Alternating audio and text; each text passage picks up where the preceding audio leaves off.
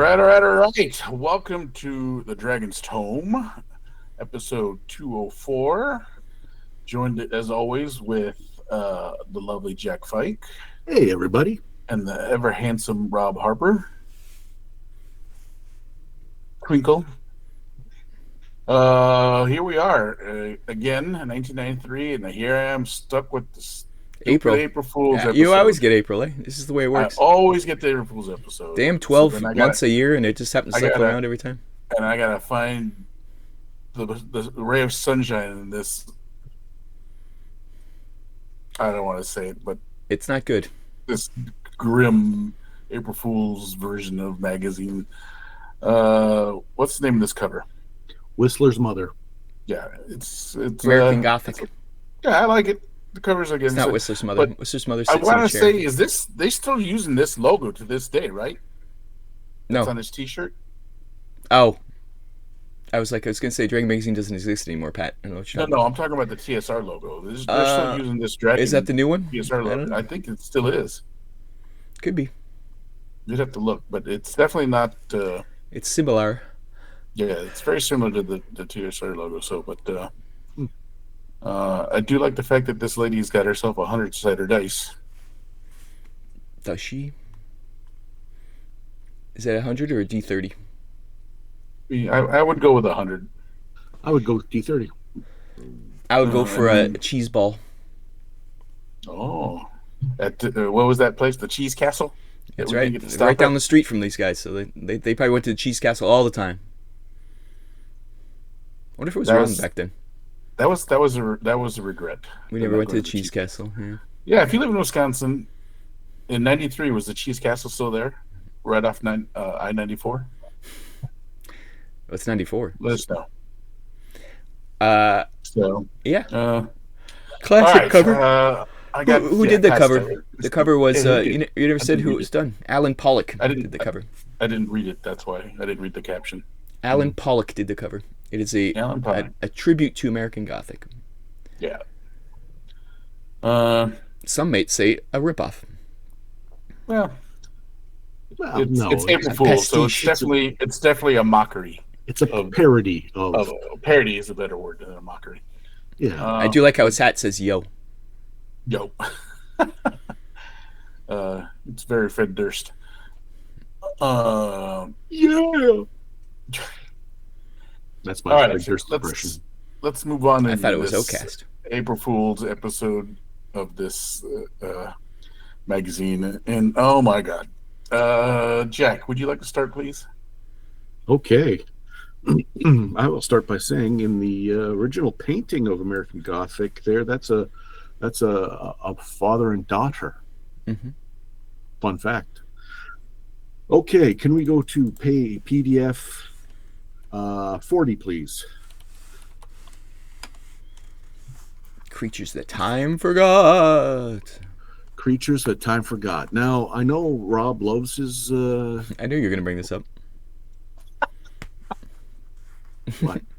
Making fun of me hating on these bugs.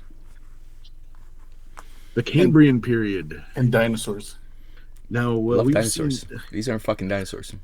So these here dinosaurs we've found in the fossil records for a long time, and even at the time of this writing, they always wondered, like, well, when an animal dies, it gets squished, and maybe it didn't look like maybe the exact proportions, but they've found, especially this first one, they've found so many fossils now of these things that they kind of know, yeah, they are that weird. They are the little gribbly thing that they thought they were. So why does it only have one claw? Because they're weird dinosaurs. So this is Gregory W. Detweiler is doing the stats for both D&D and for a game called Bug Hunters. He does preface it right off the beginning that says he took liberties with both the size of them and some of the other things throughout. So, like, obviously, if you found a trilobite fossil, that'd make a nice monster, but you kept it at that size, it's not going to be a threat. So, excuse me. You scroll down here, and yeah, it is quite a number of creatures that you could throw in either a themed adventure or a one-off. If you showed a picture of some of these things, like some of them are giant water cockroaches with a centipede, mated with a centipede. That would be a fun little add to an adventure. So yeah, and there's a lot of them, so you can use them at your will. I mean, if anything, the illustrations look really cool. Yeah, they kind of looked at home with, say, like a Dark Sun, maybe, like that kind of sketch. Mm-hmm. I don't know who did them. I'm sure if we looked up at the top of the article. Tony Di Tizizi. Di Terlizzi. I think he's part yogurt, part cucumber. Tzatziki. I will say that this Odontogryphus, which basically looks like a giant flatworm, reminds me of the little blobs from that one Herculoids. Herculoids. I couldn't remember that. Their names were Glebe and Glob? I think Glebe and Glob, yeah. Now that you say it, I think it's Glebe and Glob. Yeah. Rob knew that. Rob did. Rob, what do you got next? Let's go to page 61. Good old Eye of the Monitor. I don't really care about the reviews, but I do like Sandy Peterson always has a nice discussion about things at the very beginning in his opening. And this time he discusses the difference between artists and craftsmen in the gaming field. And thinks artists are trying really hard to make something artsy, but not commercial. And thinks craftsmen could be more into marketing than about the game. But he says no video game has become art, but he thinks it could happen. And tends to side with the craftsmen trying to please the audience. Do you guys think there is any video games that are art?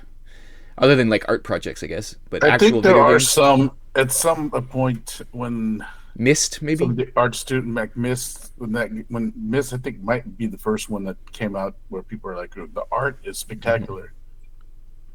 And then ever since then, I think there are a few games that come out now, especially now that the storytellers games, how they use a comic book style in a sense. Twisted Metal 1 and 2. Very artsy. The Witcher. Leisure Suit Larry was very artful. Yeah. Fallout 3, Fallout New Vegas. I didn't like New Vegas. So art is subjective, and Rob just proved my point. It's true. But I do think that at some point it flips, and then the artists are more in demand because people are wanting kind of an artsy experience with their video game in a sense. Yeah, but I think he's talking about actual art, like like an artistic painting or like something that elevates the genre. Do you think? Yeah, but that's what I'm saying. You said like Myst and everything. You think that? Yeah, I missed. I guess so. It's the game itself is fine, but the art is pretty amazing. Yeah. Yeah, and then there are a couple other things. I mean, even the Final Fantasy ones start to. Oh, what's that? What's that game with the giants and you have to ride around? Colossus. Yeah. Yeah. That's a real artsy game. Yeah. Where it's about the music and the experience of doing it, not so much the gameplay. Yeah. Experiencing it. Yeah, I guess so. I guess he's right. So it does eventually. There are some games that do become art. I was just interested in a little article, a little philosophical. Yeah. Pat, tell your wife to stop texting me. Yeah. Comment below if you have a game that you feel is more artistic than game. Yes. Yeah. Exactly. If you have other examples, good idea. All right. Page 14 for myself, guys. 14. Oh yeah. Dan says for GW Space Hulk, this fucking article. Was this article even fucking necessary? I'm cussing. Well, it's supposed to be fun. It's supposed to be funny. I know, but I can't see the comment. Oh, this is like one of my favorite GW games. Space Hulk. See who wrote it though? My arch nemesis, Alan Barney, the vampire. And so I just can't even see the comedy in this article. I mean, it gives you rules on how to make your Terminators dance and give them actions and dance, it's in a sense very ridiculous. I mean, I get this is April Fool's, and I get that you're trying, but this was not the best Do you think attempt. he was purposely making fun of the jocks who play Space Hulk? Do you I think don't this was know a if he meta was or wasn't. commentary? I don't remember if he hated He's a very Warhammer opinionated or if he person. didn't, because I think he didn't. I don't know if. Yeah, the thing I need to know where. I guess that's the question, right? We need to know where this is coming. Is this coming He in seems from, like he's mocking Space Hulk. That's what it seems like to me. or Space Marines in general? Yeah, yeah. I mean, I wouldn't put it past him, and I don't know if he's mocking the game, but I do know. I think he's mocking the Space Marine Mm-hmm.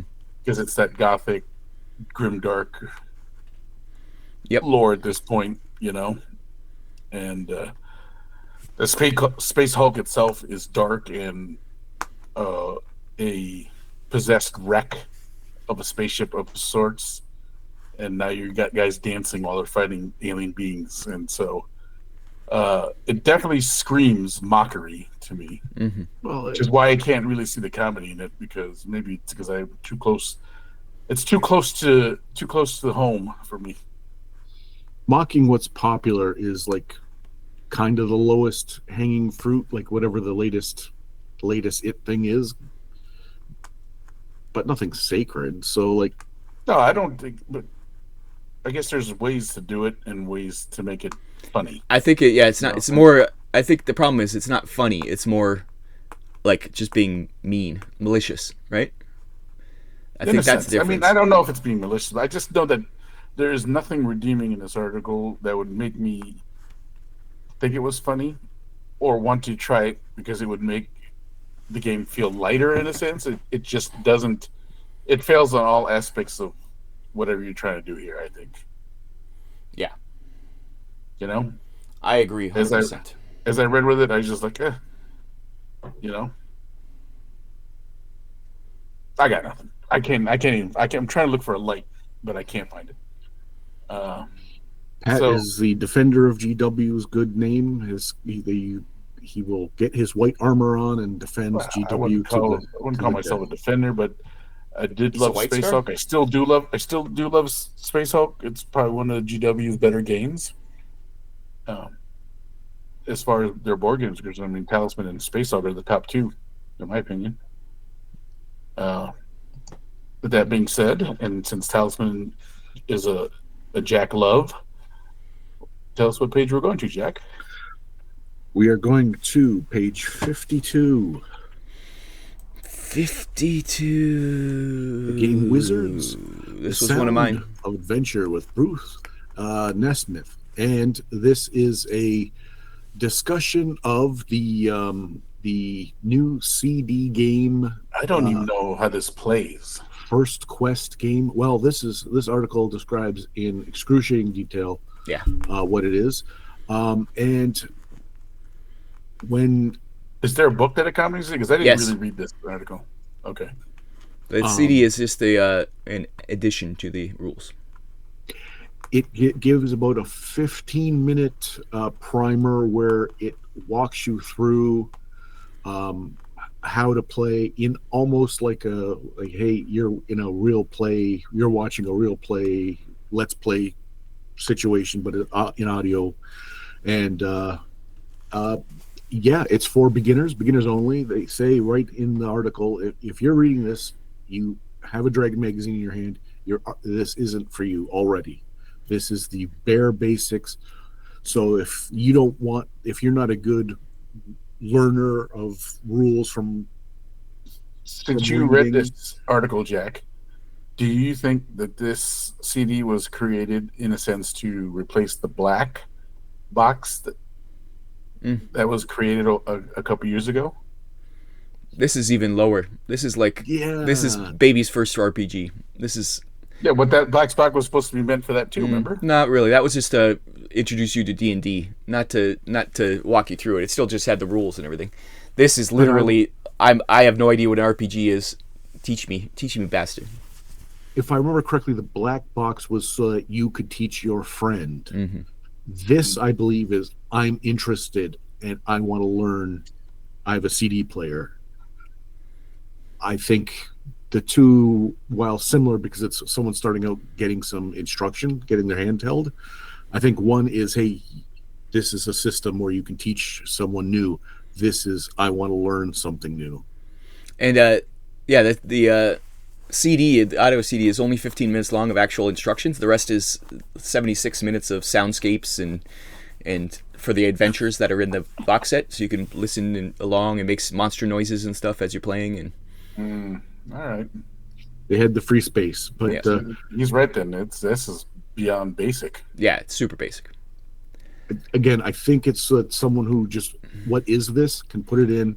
And I think it starts out like, hey, your friends are around a table, you're doing this, said Does of it this, say do what this. the MSRP on this thing is anywhere? No. Probably in the ads somewhere. Yeah. I think there's At the time, like, what was a CD? An audio CD was what, $24 or something like that.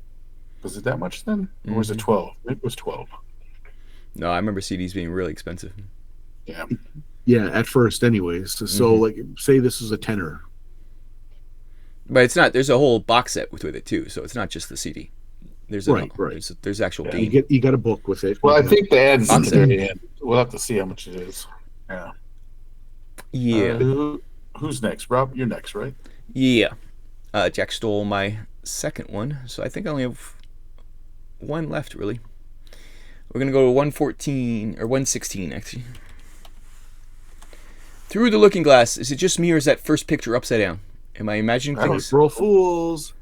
Oh, it's a rock upside down. It's stupid. But my real question is, Jack, this is a question for you. On page 120, did you not have this?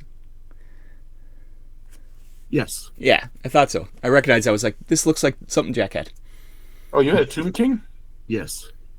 Lich King's Because Chariot. at the time I was working at a comic book store while I was on leave from basic training, and they also had a section of Warhammer in the store.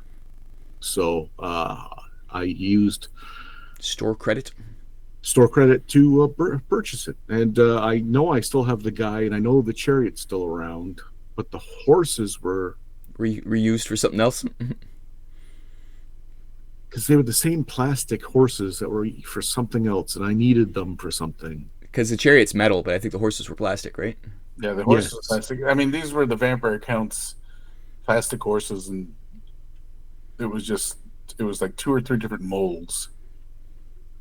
And they just mass produced these skeleton horses. But that was the leader of my Warhammer army when we dallied. That's when I saw this. I was like, I recognize that thing. That was my whole article. Jack owned this. That was my whole thing.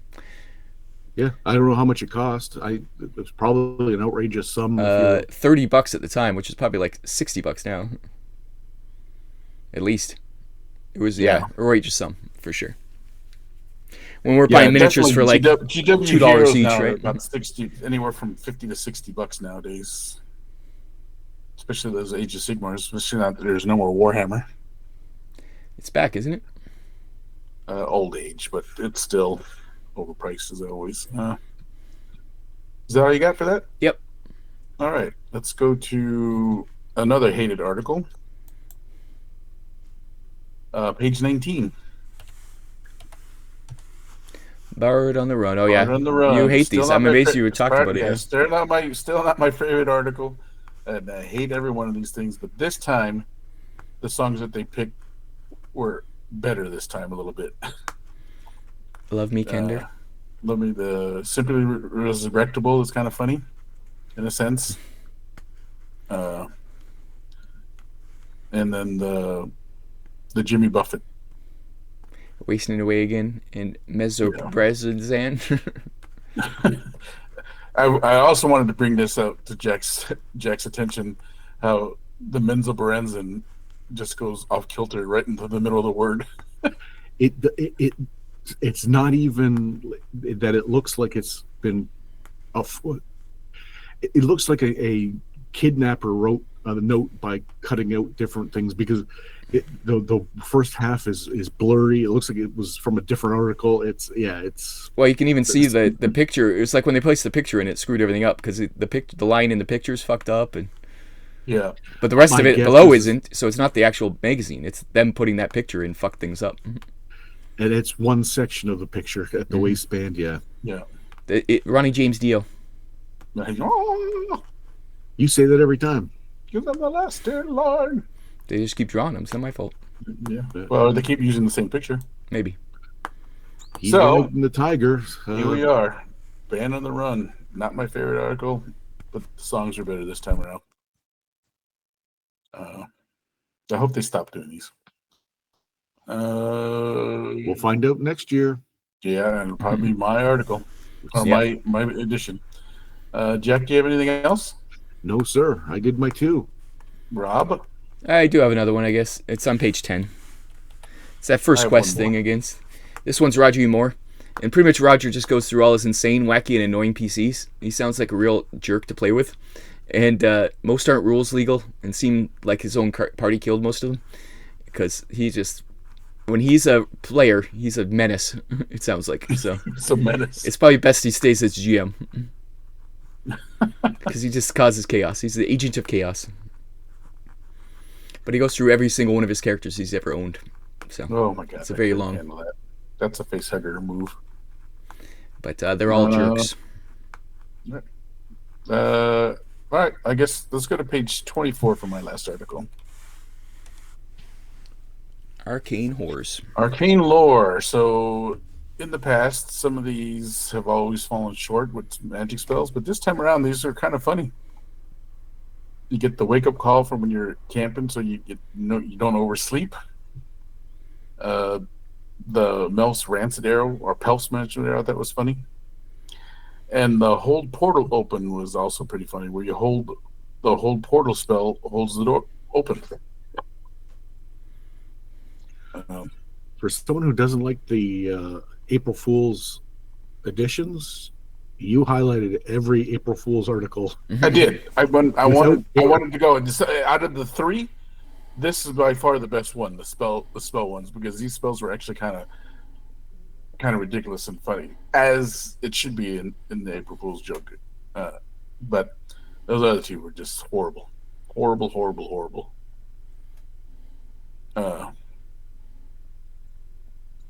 Yeah, but that's all I got. I mean, these spells were funny.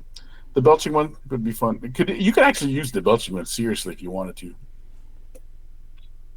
as a distraction. Make a guard belch continually. That's about it. All right. I'm Should done. we do some ads then? Sure. Sure. Jack, what do you got? Well, it's funny that Rob brought up something that I owned because I have my ad, something that I know Pat has owned lots of, some specialty dice. I know he's got a lot of these. So can we go to page? And actually, I've seen Pat throw these on the ground. These specialty dice. Like caltrops? Can I go to page 99, please? Bottom right. Okay. Oh, coins. The U.S. Mint released two-sided I didn't even see this article. This is funny as hell. dice, and it says it comes in different denominations. So, like, yeah, they're available everywhere. I've seen Pat.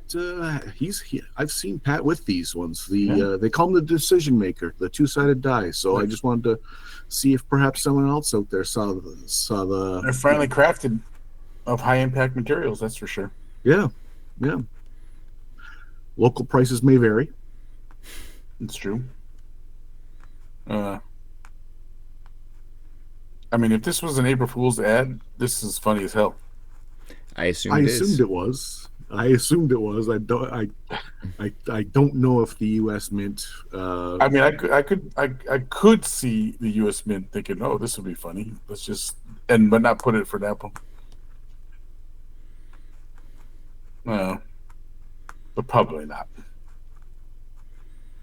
Probably not. I do have quite a few of these dice, though. I mean, they're still my favorite. They're very useful.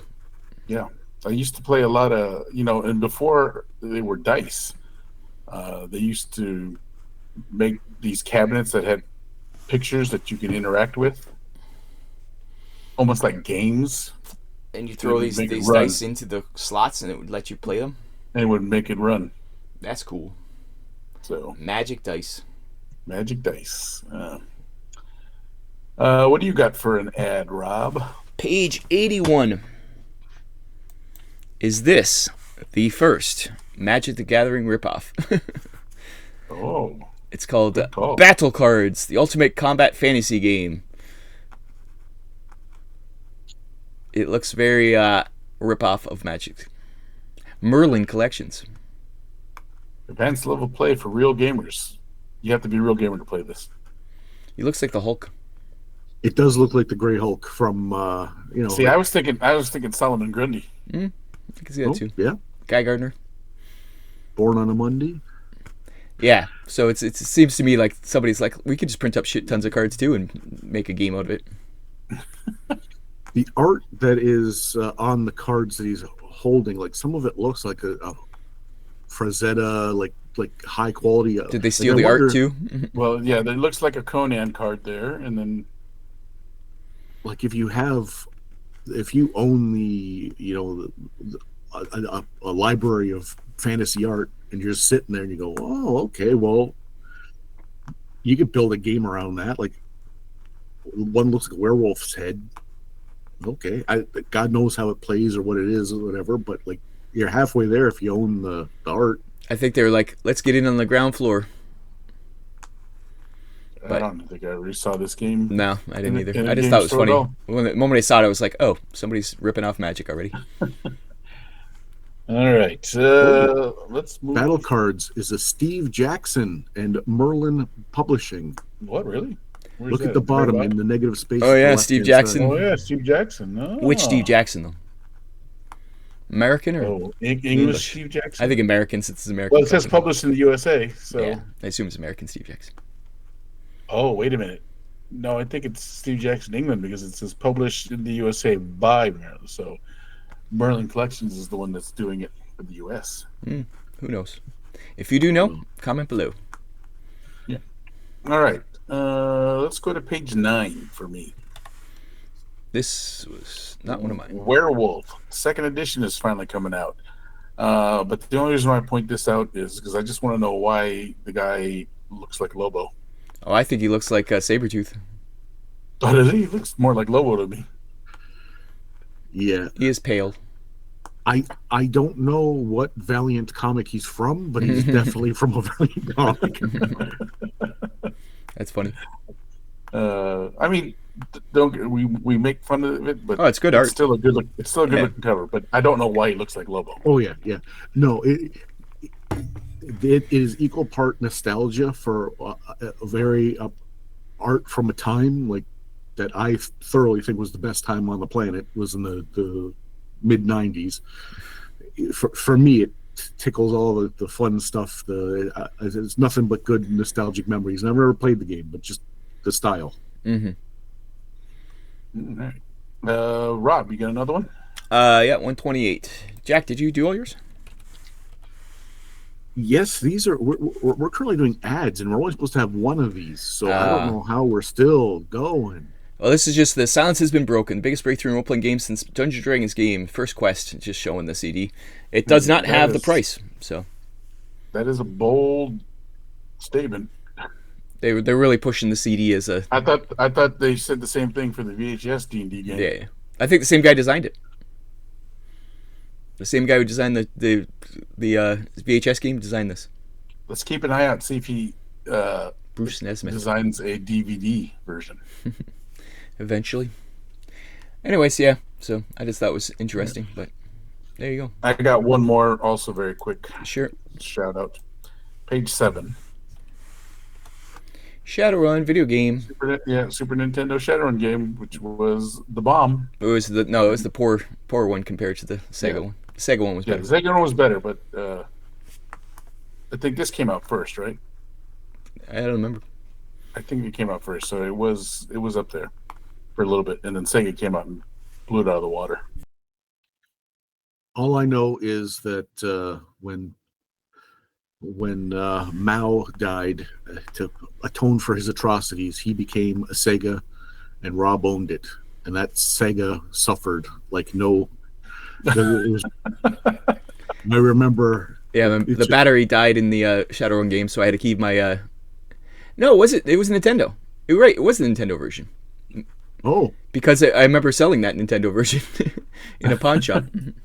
But yeah, I had to keep it on because the battery. I don't know if I don't remember. See, now we get confused. There might be two different events, but anyways, the fact is I had to keep the cartridge on the whole time because it's the battery died, so it wouldn't save.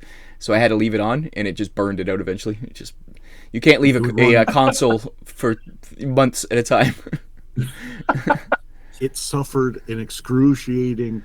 Cenobites would recoil in horror at the sound it was making, and it was just running. Oh, it's Gotta keep my Shadowrun game alive. Keep Shadowrun. Yep. Rob, do you have any more? Nope, that's it for me. That's it for me too. Then, well, there you go. April Fools, everyone. April Fools. It's always a bad time. Always a bad time. Not the greatest magazine version.